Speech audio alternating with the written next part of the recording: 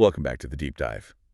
So you've brought us a really an extraordinary collection of material this week. It's pretty unusual. Yeah, it is. We have 6 separate, incredibly detailed first-person narratives. Yeah. And they don't read like fiction.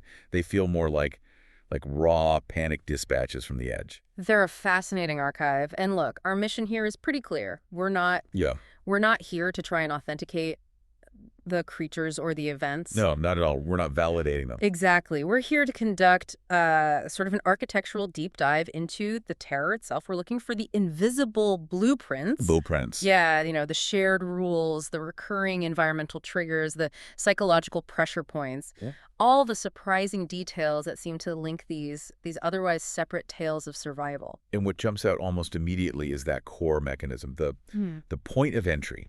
In every single one of these logs, the protagonist is driven by a really mundane need. It's either money or ambition or just plain curiosity. Or a shortcut. Or a shortcut, right. And they breach a boundary. They willingly step past the edge of the known, and they almost always override this loud, obvious instinct telling them not to. That's it. They aren't just random victims. They're, in a way, the architects of their own terrifying situation. Which is a chilling thought to start with. That decision, to cross the line, it's always the first step. And it's never malicious. It's a cognitive override, and it's always driven by something deeply human. Let's start with the one that feels the most like just pure hubris, the alpine hike. Near Huadastein, Austria. Right. 4 friends, not exactly seasoned hikers, and they're looking for a story, a memorable trip. And they see the sign. The big rusted metal sign. Closed due to severe weather. But the sun is out. The sky is clear. So what do? They just walk right past it. Yeah. They assume it's just, old bureaucracy. That's the first breach, and it's almost a polite one. But the real mistake, the trigger, happens next. The footprint. Exactly. They see a fresh set of human footprints leading straight off the established trail, and they think, shortcut. Or adventure. Right. They choose novelty over safety. They let that ambition to have a better, faster story guide them deep into isolation. And that shortcut leads them straight to, first, a wolf pack, which the sources note were actually protected, tracked animals. Which is a crucial detail. It is. And then it leads them to the main horror, this massive frostbitten, antlered humanoid thing. With the small human legs. The legs. That's the detail that gets me. Marcus dies because they wanted a memorable story. Now you take that hubris and you contrast it with the desperation in the conductor narrative. This is a huge shift. This guy was just released from prison. He was wrongly blamed for that very same alpine incident. Served 20 months. So he's financially ruined, he's ostracized, and then this job offer lands. And the salary is, quote, astronomical. And here, that need, that desperation, it doesn't just blind him. It basically forces him to sign a contract that is filled with just absolute madness. The rules themselves should have been a massive red flag. Oh, absolutely. Yeah. The train must never stop. Do not look at them in the rearview mirror. I mean, who agrees to that? Someone who has no other choice. And that desperation, that becomes the key. The entity, or whatever it is, uses it. So it's not just a job. No.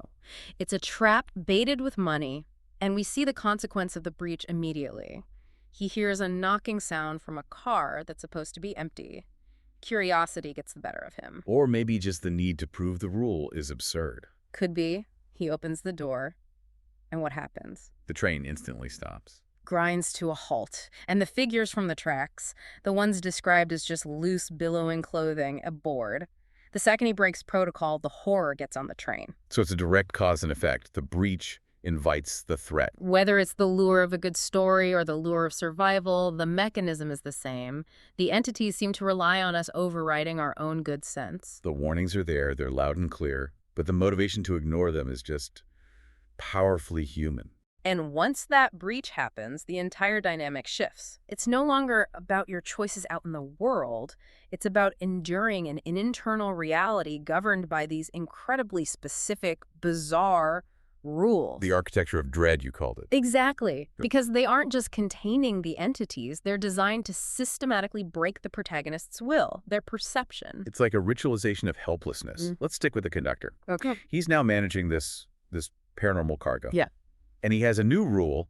When the intercom crackles, but it's silent, he has to respond, "We are on schedule." It's a forced ritual. It's all about maintaining a facade of control when you have absolutely none. But that's not even the worst rule, is it? No, the truly insidious one is the sensory deprivation. At exactly 2:13 a.m., he has to turn off every single light in the cabin for 3 minutes. It's not a containment rule then. It's Sure. an invitation. It's a rule that demands the complete surrender of your primary sense site. It's designed to maximize psychological terror. So you're forced to just sit there in total consuming darkness. And that is when it enters the cabin. It attacks with pure sensation. You can't see a thing, but you hear it.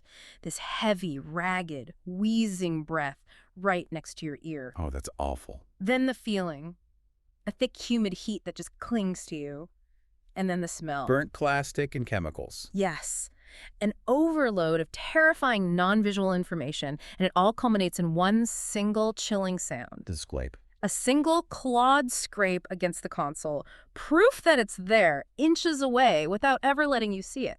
The rule forces you into absolute vulnerability. And we see a similar structure, an unwritten rule, in the shower narrative. This one is fascinating. It weaponizes the most basic act of self-care. Yeah, the protagonist is trapped by poverty in this cheap, rundown apartment, and this entity, whatever it is, only attacks when his eyes are closed in that tiny, cracked shower cabin. It knows the reflex. You get soap or water in your face, you close your eyes, it's automatic. At first, the attacks are faint, right? Some shuffling, screaming. But then he decides to test the rule. He forces himself to shower with his eyes wide open. And the entity becomes enraged. The entire environment just breaks. The temperature plummets.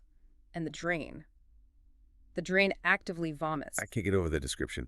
Thick clumps of hair, tiny cracked teeth, and blood-pink bubbles. It's visceral. It's physical proof that this thing, which was contained just beyond the glass, can manifest physically when its rule is broken. And his only escape is to break the containment himself. Exactly. He has to violently reject the space. He shatters the already damaged tempered glass door with his knee. So the entities establish these rules, but breaking out of their psychological grip often means you have to break the physical boundaries they're using against you. That transition is absolutely key. So if we look at the antagonists themselves, all 6 of them, they're really different, but they share these common threads. Distorted humanity, confinement, unnatural features. It's a whole spectrum of horror. So let's start with the ones that are defined by their physical containment.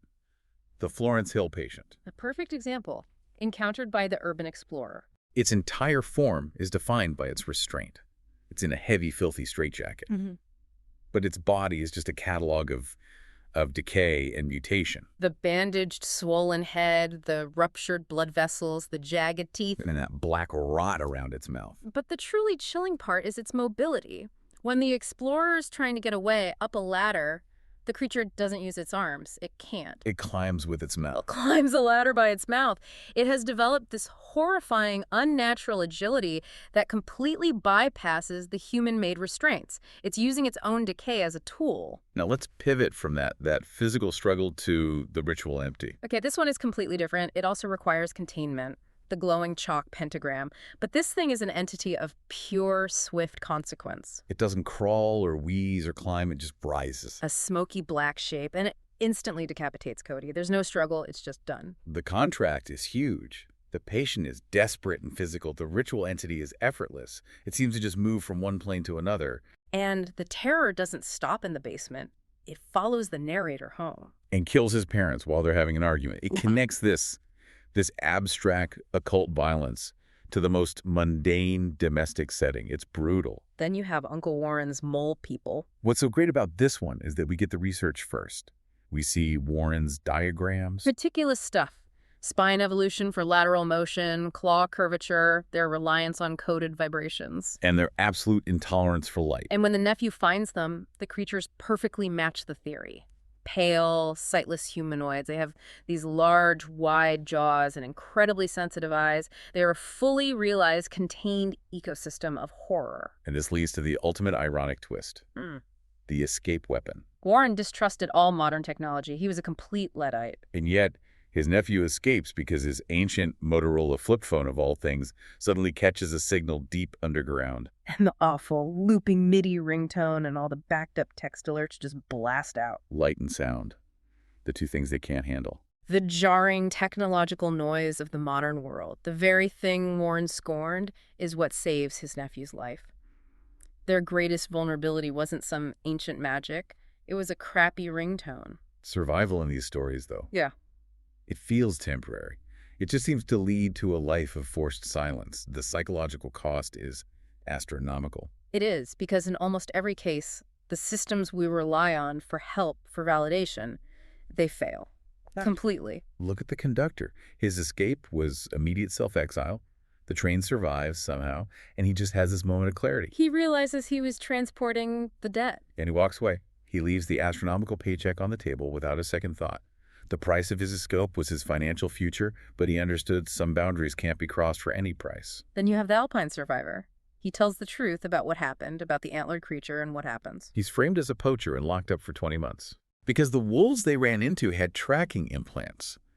The rational, technological system designed to protect wildlife actively punishes the human victim for telling an irrational truth. His story about the creature was, quote, never considered. And that failure of the system is mirrored with Uncle Warren's nephew. He has proof. He saw the creatures, he saw his uncle's torn-up body. But he knows what will happen, so he gives an anonymous tip.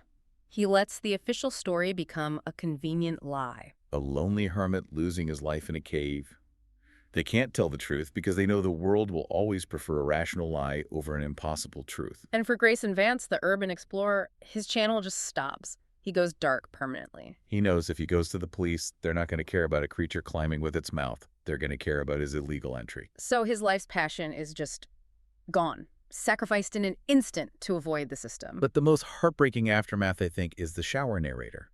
It's awful. He survives the attack, but he can't afford to move. The horror is still there. So his trauma forces him into this continuous humiliating routine. He has to use his elderly neighbor's shower, Mrs. Cartwright. He physically avoids his own bathroom. And all the while he has the scars, the 3 deep diagonal scratches on his back. Permanent, undeniable proof of what happened just a few feet from his own kitchen. The horror doesn't end when you escape. It just forces you to live by a new set of rules. Silence. Avoidance. All because the world has no category for what happened to you. So when you synthesize all of this architecture of dread, a really consistent pattern emerges. The failure of modern control. Exactly. Every single narrative hinges on the failure of our systems. Physical containment fails. The pentagram, the shower glass. Technological systems fail. The train's mechanics. And our legal and justice systems fail completely. These entities operate outside our rules, but they follow their own with chilling precision. And what were the only successful escapes? They were immediate, violent rejections of the situation, shattering the shower door, quitting the job. Or exploiting a very specific vulnerability with an outside context weapon, the jarring light and sound from the Motorola phone. So this suggests that true horror, it doesn't just live in some dark forest. It festers in the places we neglect, abandoned hospitals, cheap apartments, forgotten caves. Or it lives inside the systems we can't escape, like financial desperation.